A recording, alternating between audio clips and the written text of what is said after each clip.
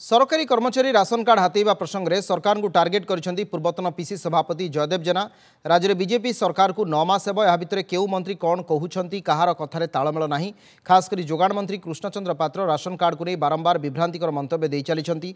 सरकारी कर्मचारी ration card पाई योग्य हिताधिकारी बाद पड़ुछंती। सेमानंक विरोध में कार्यानुष्ठान नेबा कथा किंतु जोगाण मंत्री मना कले। जदि कार्यानुष्ठान न निया जाए यह धरी निया जिवो जे आगकु पंचायत पौर एवं साधारण निर्वाचन पर समस्त भोट बैंक करने उद्देश्य सरकार यह करुछंती बोली कहिसंती जयदेव। ये जो भारतीय जनता पार्टी ये 9 मास पहुँचलानी सरकार हबार 9 मास पहुँचलानी।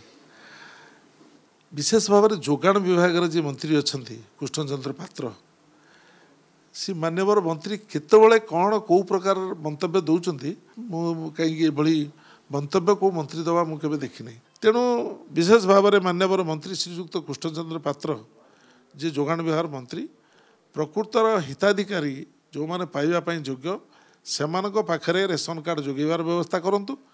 जो माने हिताधिकारी नुहति रेशन कार्ड नहीं जाइए हाथी ये सरकारी कर्मचारी माने जो माने अधीन में कम कर रेशन कार्ड देते जदि से रेशन कार्ड तांकोठू फेरस्त हबार निष्पत्ति तो निश्चित भाव में जदि फेरस्त हम तांको विरुद्ध में दृढ़ कार्यानुष्ठान ग्रहण करा जाऊ। से माने हिताधिकारी हबार योग्यता न थाई कहीं जदि ता न करेंगे ताल धरवा पड़ो। ये सरकार केवल भोट भय समस्त को केमती हाथ रखिए।